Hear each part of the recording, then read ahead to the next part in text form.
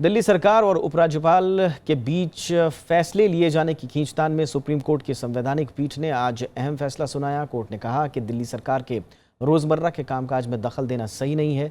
Supreme court ने यह भी कहा कि दिल्ली सरकार को काम करने की पूरी आज़ादी मिलनी चाहिए।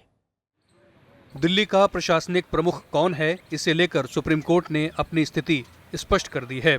मुख्य न्यायाधीश दीपक मिश्रा की अध्यक्षता वाली संविधान पीठ ने बुधवार को अपने फैसले में कहा कि दिल्ली में उपराज्यपाल के पास फैसले लेने का स्वतंत्र अधिकार नहीं है और उन्हें कैबिनेट की मदद और सलाह से काम करना चाहिए।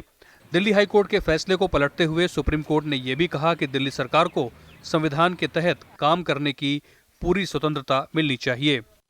जो एक इलेक्टेड गवर्नमेंट है उनका अपना कार्य है, एलजी साहब का अपना कार्य है, लेकिन एक जो सिचुएशन और एक जो व्यवस्था जिसको क्लियर कर दिया गया है कि हर फैसला जो इलेक्टेड गवर्नमेंट करेगी उस फैसला करने से पहले और उस फैसले को कार्यान्वयन करने के साथ साथ एलजी को इन्फॉर्म करना जरूरी है। क्यों? क्योंकि एलजी का जो अपना अख्तियार प्रोवाइजो 239AA4 में है कि वो डिसएग्री कर सकते हैं, वो उसका तभी उसको एक्सरसाइज कर सकते हैं जब हर मामला उनके संज्ञान में लाया जाए। प्रशासनिक फैसलों को सामूहिक जिम्मेदारी बताते हुए सुप्रीम कोर्ट ने कहा कि इन्हें संविधान के दायरे में लिया जाना चाहिए। सुप्रीम कोर्ट ने यह भी कहा कि केंद्र और राज्यों के रिश्ते सौहार्दपूर्ण होने चाहिए। सरकार जनता के लिए है, इसलिए अराजकता की बजाय हर कोई अपनी जिम्मेदारी निभाए। अगर किसी मसले पर मतभेद है तो ही मामला राष्ट्रपति के पास भेजा जाना चाहिए।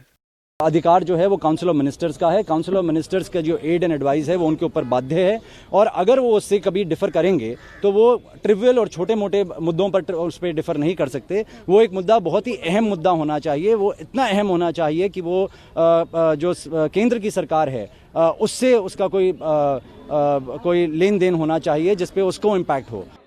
इसके अलावा सुप्रीम कोर्ट ने आम आदमी पार्टी सरकार की ओर से बार बार दिल्ली को पूर्ण राज्य का दर्जा का मसला उठाने पर भी अपनी टिप्पणी की।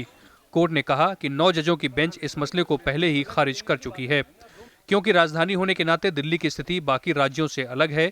फैसले को स्पष्ट करते हुए सुप्रीम कोर्ट ने कहा कि दिल्ली में जमीन, पुलिस और कानून व्यवस्था के मामले में पूरा अधिकार केंद्र सरकार को है, जबकि दूसरे मामलों से जुड़े कामकाज दिल्ली के लिए कानून बनाने की जिम्मेदारी दिल्ली सरकार के पास है।